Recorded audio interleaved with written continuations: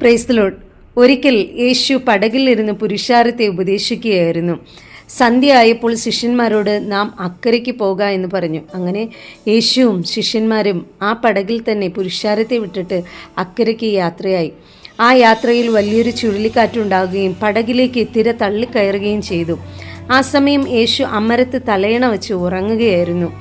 യേശുവിനെ വിളിച്ചുണർത്തിയ ശിഷ്യന്മാർ, ഞങ്ങൾ നശിച്ചു പോകുന്നതിൽ നിനക്ക് വിചാരമില്ലയോ എന്ന് ചോദിച്ചു. യേശു എഴുന്നേറ്റ് കാറ്റിനെ ശാസിച്ചു, കടലിനോട് അടങ്ങുക എന്ന് പറഞ്ഞു. അവിടെ വലിയ ശാന്തത ഉണ്ടായി. എന്നിട്ട് ശിഷ്യന്മാരോട്, നിങ്ങൾ ഇങ്ങനെ ഭീരുക്കളാകുന്നത് എന്തിന്? നിങ്ങൾക്ക് ഇപ്പോഴും വിശ്വാസമില്ലയോ എന്ന് ചോദിച്ചു. കാറ്റും കടലും യേശുവിനെ അനുസരിക്കുന്നത് കണ്ട് ശിഷ്യന്മാർ ഭയപ്പെട്ട് അതിശയിച്ചു പോയി. പ്രിയമുള്ളവരെ, ഇന്ന് നിങ്ങളുടെ ജീവിതത്തെ നോക്കിയിട്ട് ഞങ്ങൾ നശിച്ചു പോകുന്നതിൽ നിനക്ക് വിചാരമില്ലയോ എന്ന് ദൈവത്തോട് ചോദിക്കുന്നുണ്ടോ? യേശു പറയുന്നു, നിങ്ങൾ ഇങ്ങനെ ഭീരുക്കളാകുന്നത് എന്തിന്? നിങ്ങൾക്കിപ്പോഴും വിശ്വാസമില്ലയോ?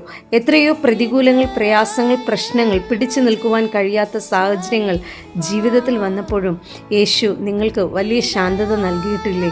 പിന്നെ എന്തിന് നിങ്ങൾ ഇങ്ങനെ ഭീരുക്കളാകുന്നു? നിങ്ങൾക്ക് ഇപ്പോഴും വിശ്വാസമില്ലയോ? നിങ്ങളുടെ വിശ്വാസം വർദ്ധിക്കട്ടെ. യേശു പറയുന്നു, നിങ്ങളുടെ വിശ്വാസം വർദ്ധിച്ചാൽ നിങ്ങളുടെ ജീവിതത്തിൽ വലിയ ശാന്തത ഉണ്ടാകും. എന്ത് പ്രശ്നമോ എന്ത് പ്രയാസമോ ജീവിതത്തിൽ വന്നുകൊള്ളട്ടെ, അതിന് ശാന്തത നൽകുവാൻ യേശുവിന് കഴിയും. കാരണം കാറ്റും കടലും കൂടെ യേശുവിനെ അനുസരിക്കുന്നത് നാം കണ്ടുവല്ലോ.